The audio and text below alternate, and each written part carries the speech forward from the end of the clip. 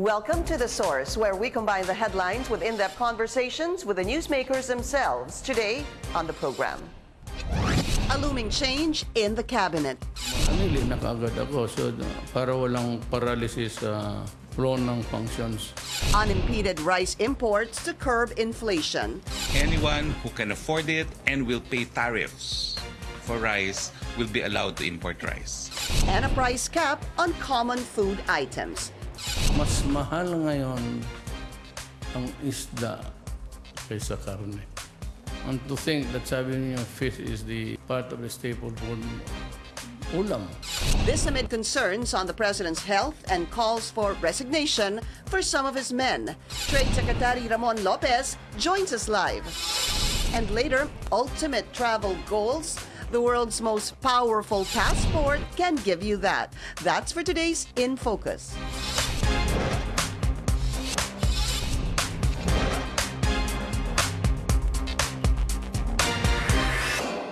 Thank you for joining us. I'm Pinky Webb. President Rodrigo Duterte has made it easier to import rice. That's as the government tries to bring retail prices down. Presidential spokesperson Harry Roque says anyone can now import rice as long as they have the capital. The only requirement is for traders to secure import permits. Importers will no longer have to get accreditation from the National Food Authority. Economic managers have been pointing out the need to improve agricultural output to address high food prices.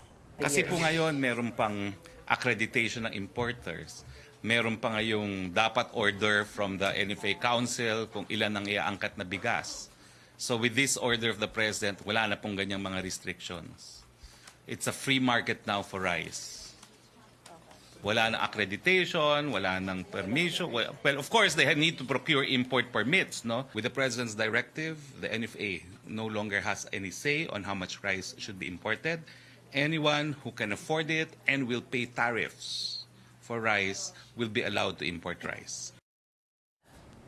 The National Food Authority is optimistic it will be able to buy more rice for farmers as it raises its buying price from 17 pesos to nearly 21 pesos per kilogram. A grains retailers group approves of the new rules on rice imports, at least for now, but it warns of the policy's impact in the long run. It will influence the price of rice in the market. My concern is our farmers. Kasi hihilahin pababa ang farm gate prices nito. Sana malilebel yan ng gobyerno natin through tariff. But yung tariff na to, 35 pa lang eh. But even with the 50% tariff, ananiwala ako, our farmers cannot compete. Ang nakikita ko, this just for now, makakatulong, pero ang nangangamba ko, band-aid solution to eh. Kung matuloy-tuloy ang cycle na ito, baka magiging dependent tayo sa importation. Meantime, a farmers group says this is not the solution to lowering high rice prices. Speaking to CNN Philippines, Samahang Industriya ng Agrikultura or SINAG Chairman Rosendo So says there is enough supply of rice in the country. He adds the president should instead control the high retail price of rice. Ang dami natin rice eh. Ang problema, mahal lang. Sinasabi namin, dapat kasi yung retail price ang tingnan. Kasi kung titingnan natin yung import price mababa. Dapat kung 2,000 ang pasa nila sa retailer, that is only 40 pesos per kilo. So kung kikita yung retailer ng 2 pesos or 3 pesos, dapat nasa 43 na yung retail. But hindi natin nakikita yung retail price going down. Let's go straight to the source of the story. Trade Secretary Ramon Lopez. Secretary, welcome back to the show. Thank you for being here, sir. Very important, the decision of the President that he will fully liberalize the importation of rice.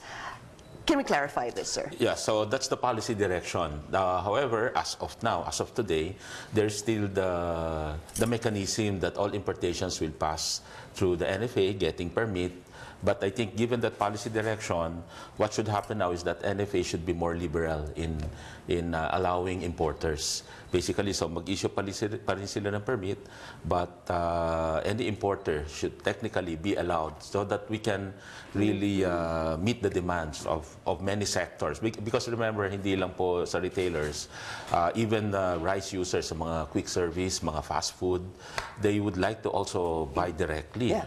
Because the rice that they're getting from the traders are also high. But Secretary, wouldn't that be chaos if everybody is allowed to There import won't be rice? chaos. But let me clarify first. sige. You said that they still need an import permit from the NFA because Secretary Harry Roque said otherwise. No.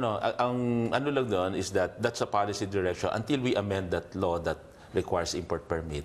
No, Doon pa rin sila doon pa rin dadaan muna for now. dadaan. But ang sinasabi na natin, that it should be a quicker process and not given to selected importers or Okay. traders. So it's as if NFA relax your rules on this as much as possible. Try to give as many. Case in point, the other day, we presented to the NFA Council this program of DTI wherein this time we allow the retailers themselves or the traders to import directly. Why are we saying that? Because the retailers, hindi na dadaan sa traders, diretso na, we can be assured of that 38 pesos imported rice to be available as soon as possible, and the consumers will have access to that immediately. And I think you're talking about, to be very specific, Secretary, correct me if I'm wrong, would be supermarket. Actually, owners yes. of supermarkets, you're allowing them, or you want them to be able to have a free hand in importing rice. Correct. Is that correct? Okay. That's correct.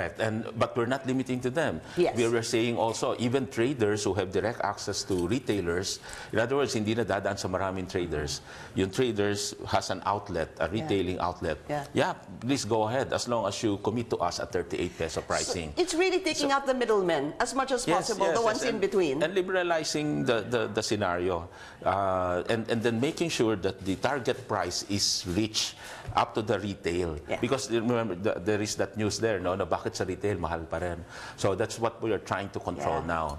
But the experience kasi, if you just set a price ceiling, nawawala naman yung rice. Remember, before in fact, the DA imposed already a 39 peso well-milled rice. The moment they imposed that, yung well-milled nawala, ang natira mga fancy and premium rice. Yung mas mahal. Yung mas mahal. And then, so hindi covered ng SRP yun. So biglang, hindi mo na naman sila mahuli ngayon. You don't find it in the market anymore. So you're looking at this policy of the president, bringing in more people to import rice on their own, provided, of course, they get the permit from the NFA for now, unless, of course, unless there is that rice tariffication. Yes. Because as but that's Congress's role. That's right. That's why while waiting for that, this should be the policy environment pa rin. And take note that there will still be tariff to be paid, 35%, as that protection to the farmers. Because again, and the revenue that will be acquired from that tariff, but it will be brought back to the agri sector. That's the working mechanism. So that to support the farmers then. So that answers the question on paano naman the local farmers. So yung farmers, you're going to kill them. Of course not. Ano? So ever since, maraming sinusuport naman sa farmers, the irrigation, the seed variety, the fertilizers, etc. So mas maraming pondo ngayon that will go there. To that sector. So are you positive, Secretary, that such a directive from the President liberalizing the importation of rice will really not hurt farmers? It won't. Especially if we allow specific price range lang. In other words, if you set a 38, hindi yan bababa sa 35 or 30 that will kill the farmers. You just set a price, no? That is acceptable also to the consumer. It's really finding that balance. Right now, the issue is you try to address the concerns of consumer. When we address that, look at the issues naman, nanggagaling sa farmers naman. So it's always finding that balance. Of both. So you're looking at a price possibly even with the importation of rice at what, 38 pesos? Is that what you're saying? That's the selling price na, the retail price. So the retail they price. should be getting it around 35, 36 pesos. Kasi syempre tutubo sila ng 3 to 4 pesos. Correct. But for us, consumers, you're looking at us just to be clear, buying it at 38. Buying at 38 because yung pre-inflation, before these things happen, yung pre-inflation is actually at the 38, 39 pesos for this regular commercial rice. And that's where you wanted. I read Yes. about that, Secretary, Yes. that you wanted to bring it back to the pre-inflation Yes. of 38 pesos. Kasi pwede naman. Because if we import, ganito po ang nangyayari rin. If you import, you can get it at this price. Unfortunately, Tell for us, like, give us an example. Like how much if you import? you will have that landed cost of with tariff, etc., ranging from 33 to 35 pesos. If you mill the local rice, given the palay price nga that went up, and I heard that it's started to go down, at that palay price, talaga ang magiging milled and retail price will be in this vicinity right now, 44 to 46 pesos, because that's local. So what might happen is like the situation in garlic. Pag yung sa garlic, if you notice, the local is mas masarap, malasa daw, masarap, matapang. It's about 120 to 140 pesos per kilo. Pero yung imported, 80 pesos. And that's been the price differential already of imported and then local. That's huge, So, sir. and it's in effect what we might see in the rice, unless there is this more improvement in productivity and the harvest and all that, the local rice will probably be at that 44, 45. But if there's a good harvest, maybe it can go down to 40. But at least the imported will be more stable at the 38, 39. May option si consumer. Sir, in very simple terms, why would local rice be more expensive than imported rice? Yung cost to produce po natin, the yield, the cost to produce the rice. The other countries kasi, they have natural benefits of Mekong River, there's constant irrigation, there's huge water supply, and rice as a plantation requires water. Sa atin, we have to build Provide. infrastructure pa for that irrigation. And so yung natural cost to produce natin is not that low compared to, let's say, Vietnam, Thailand, Myanmar even.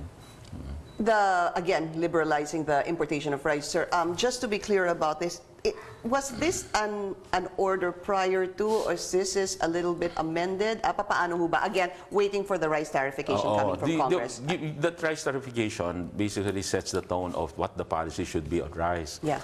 It's just that it was discussed and there's an urgency to pass that. And since it's not yet passed, at least that urgency was again discussed at the cabinet meeting.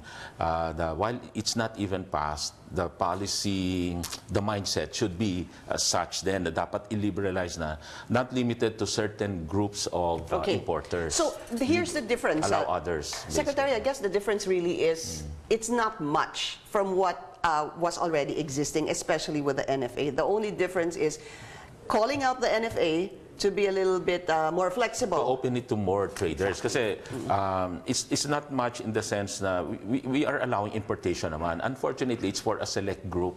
Oo, may mga accredited po traders sila ng na. NFA, Correct. right? Yeah. So what we're just saying is, bakit limited to this group lang? Why not open it up na? So- Because if you limit it to this group, ang pass-on price pa nila, may tubo pa sila, etc. Why not allow, let's say, the retailer, the fast food company to import the rice that they need? Okay, so is that why there was a heated argument, or it was colorful, it was fierce? I mean, Colorful Secretary? and healthy debate, shall we say. Oo. So who was for, against, or for liberalizing, and who was against liberalizing? Let's keep it to that na lang.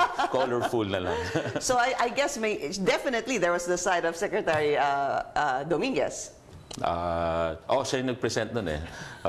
And of course, from Agri, from our end, we presented this program na we're somewhere in the middle na we allow more players, and then as long as they commit to a certain price. All right, we'll be taking a short break. This is The Source on CNN Philippines. Still to come, wage hikes and suspending excise tax on fuel products to fight inflation impact. Trade Secretary Ramon Lopez will still be with us after the break.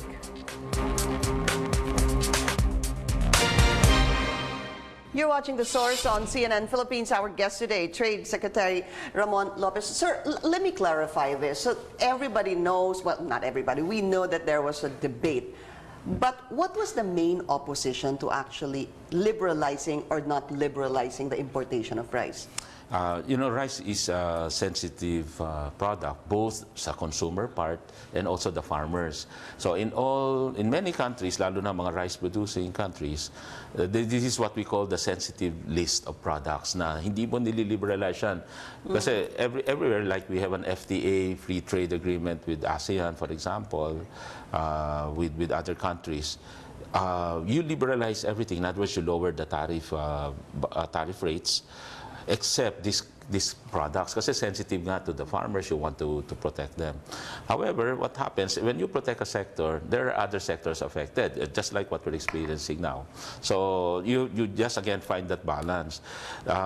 So, ever since, itong mga rice, sugar, aside from mataas ang tariff rates nila, may agency that will have to issue import permit before anyone can import. So, that's been the process. It's called import licensing, and it's a non-tariff measure. It's dadaan ka doon. It's supposed to be free, but somehow may mga fees din involved. Sometimes hidden, no? Kaya mahirap pa yung mga ganong mga non-tariff measure. So may corruption, parang ganun, sir? Hindi naman parate. Hindi, pero minsan may hidden fees. May hidden fees, hindi. Tsaka minsan, meron talagang fees din. For example, Legal. if you import legal fees, like NFA collects NFA fees as well as SRA for sugar, may SRA fees. So, legal naman yon. Pero ang ibig sabihin, there are those added costs also if you import. No? So that's the difficulty. And then if you, the problema ngayon, if you only allow certain sectors to import those, bakit sila yung mayroong power and clout and yan. So sila yung parang may monopoly, oligopoly or what have you, sa kanila lang kukuha yung ibang consumers and users. So ang laki ng why not liberalize? That's what we have to liberalize, the who can import. So I guess it's really, reading between the lines, there are people who felt that there was a cartel of people just importing, and then the other section, some of the other cabinet members said, wag lang sila dagdagan natin. Kasi bakit sila lang ang sinuswerte? Parang ganun, sir. Okay. Yes. All right, so let's talk about this. The NFA is looking at also putting a cap on rice. It's a suggested retail price. There's a meeting, according to Secretary Piñol, on October 18. Just tell us, Secretary, what's the advantage of having a cap on rice, and is this normally followed? So, just if you're already saying that you're expecting 38 pesos. correct. Okay. So, what we have to remember is when you put a cap, there has to be assured supply. Kasi it's useless to put a cap and then just like what I told you earlier, we put a cap at 39 pesos na wala naman yung well-milled in the market. So what we're trying to do now, import ka, but your price is at this much. So we are assured that there is supply. Yeah, so when you put a cap, you have to ensure that there is also that supply. When we put a price cap. So si Secretary Piñol, actually we were there. We're part of the NFA Council. Part of the agreement is that as we allow this greater importation. By the way, NFA is importing more. Aside from the 250,000 metric tons, we approve also another 500,000 metric tons. So talaga this will all come in. Para those looking for the cheap 27 peso NFA rice will really be available. Hindi na sila pipila at mas madami pa outlets. We also initiated the program na allow the NFA rice to be sold at the supermarkets to increase the access points. Ito yung mga second tier, third tier na supermarkets. That can sell 27 peso rice. So wala na silang, yung consumer, wala nang dahilan na wala kami makitang murang bigas. Let me ask you this, Secretary. The 27 peso NFA rice, when will this will this be steadily available? This is consistently available. Consistently available. There is the price. Hindi tayo nawawalan po ng NFA. It's just that they have deliveries per outlet. So minsan yung outlet na yun will run out of stocks kung biglang madami bumili doon. But in other outlets meron. So may mga delivery quantity sila per week. I forgot the number, it's like 20 sacks per week or twice a week. So, basta meron sila. Pag naubos na yon at matsyempohan ng buyer, then wala for that day. At doon nila sasabihin na walang available wala na NFA rice. But they're not lying. It's really not available at that for point that outlet. Time. So, posible yun, it happens. So, but generally speaking, we have the rice floating in other stores no? Na, ano lang, it's more of inventory management. But if we have more than sufficient, kaya itong kailangan more than sufficient, yung buffer stock ni NFA, lahat yan, anuhan na yan. Hindi ka mawawala ng bawat store ng bigas at any given point in So time. kailangan talaga yung buffer stock remain steady. Yes, When at will saka we see that madami yan. next, sir? Kailan Well, mo with kaya this natin- importation, pag dumating na to by November. I see. But right now, we have like, I think the latest number, ang NFA has about, pag pumasok even the 350,000 metric tons that we have, I think 130 days inventory. Marami na to. Madami na to. As we speak now, it's about 55 days Okay. inventory. So that's marami times talaga. 2.5. Oo, So, marami sir, talaga. by November, maybe you're saying that around November, we're going to have a steady supply of rice. Yeah, Whether and cheap, whichever class. Whether the NFA or the 38 commercial rice. So, in fact, if the processing will be faster, like it's the middle or October 10 ngayon, so hopefully we can see that by the end of October to start coming in and then see the price go down. So I wanted to just find out from you, sir, how do you describe that? Is there a rice shortage? Yes or no? No rice shortage. A lot of rice. You know, I was mentioning 55 days total. Not only NFA, even those in the commercial, those at household. No rice shortage at all. In fact, tapos nag-harvest season pa, starting late Yeah, September. they started na, yeah. So, madami pong bigas. Kasi nagkaroon din ng effect yung ompong rin, Tapos, sir. tama po, sa Ompong, at saka before Ompong, nagkaroon ng tuloy-tuloy na ulan. Pag tuloy-tuloy pala ang ulan, I also learned about this, yung palay basa, hindi matuyo. So, when they bring the palay, konti ang tuyo na palay. Pag konti ang tuloy, tumataas ang presyo ng local palay. So, by the time they are milled, mataas na yung Yes. milled rice and retail price. Obviously, kasi ilan lang yung That's available. the reason why umakyat po sa 45. So, Alright. it's the supply of dry palay. Now, pagka tuloy-tuloy, tulad ngayon, maganda, tuloy-tuloy ang panahon na mainit and maaraw, kasi physical, open door drying yan open field drying yan. So, madami na yung supply ng local palay. So, we were told that it's Okay. starting to go down, but that will still have to be milled, but at least hindi na nag-aagawa ng supply. Still so much to talk about, sir, with very little time. A price cap on other products. You have chicken, sir. May plano din, Yes, di ba? we have the plan because we just want to instill the discipline that from the farm gate, as we see the farm gate prices move up and down, we just have to adjust the retail price also up and down, the suggested retail price.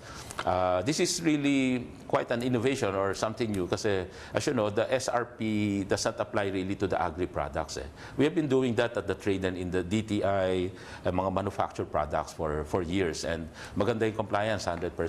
Kasi pag may hindi mag-comply, pwede namin kaagad i-call yung attention and they correct it. Okay. Kaya nasasabi natin 100%. But in agri-product, hindi po. It's really supply and demand driven. But we are instilling or imposing this new control mechanism to manage that price. So in chicken, since farm gate prices move up and down, so we said that for every 3 days we just have to update that SRP. And there is a rule of thumb from farm gate, what should be the retail. So we will use that rule of thumb pricing. And that's new, Oo, that is some that variance kasi from farm gate to retail covers for the dressing. I usually call it undressing kasi tinatanggal mo yung feathers. And, Pero dressing ang tawag. dressing ang tawag doon. So the cleaning of the chicken, the transportation, logistics, and the retailer margins. Okay, what about other agriculture product? Other products, sir, like maybe pork, vegetables. Why? I ask especially even fish, sir, because it was Congressman Joey Salcedo. We don't have time to run his soundbite. Sabi niya, don't expect rice and fish, I'm sure it was fish, to go back to their previous levels. In fact, even the president just said that sobrang taas na ng presyo ng isda. Paano yun, sir? Isda po. Actually, we correct that misperception also. Yes, tumaas po sila, but even if you look at galunggong, 140 ang target price, we're hitting 145 to 150 now. So hindi po siya runaway. Talagang nagfa-fluctuate siya based on supply and demand. And in the earlier rules na niliberalize is like the importation of galunggong, di ba? Mga a month or 2 months ago, sinabi na yan, we import more, DA will import more or allow importers for galunggong. So marami ng price correcting mechanism Sir, imposed. very quickly, excise tax, do you agree that it should be suspended? Of course, we're talking about the 29 2019 second tranche of excise tax that should be implemented. Sabi ko, should not be suspended. Should it be suspended or not? No, should not be. Yun Should yung, not be. I heard you said should be suspended. No, I'm asking you. Do you think that it's a the excise question. tax, yes, sorry, Okay. should be suspended in 2019? Oo, so to me, what's in the law is not to suspend it, but to really watch out for this oil price. Kasi meron naman siyang suspension mechanism Yes, na pag umabot na $80. $80. So let's follow that, no? Kung gano'n. But just like what the President said earlier, the UF will continue to study this. If it really makes sense, sige, suspend muna natin kahit 3 months. So we allow the economic managers to study the implication, like a temporary suspension. Maybe they can look into that. And what's your personal take on it, considering that? Ako kasi, meron siyang naka-budget na siya, kumbaga. It has to be there kasi on the other side, there are these other benefits na hindi naman sinasite naman ng beneficiaries. There are a lot of beneficiaries when it comes to the free education, the health being provided, the health care, and also the salaries of certain sectors, no, in the military, police.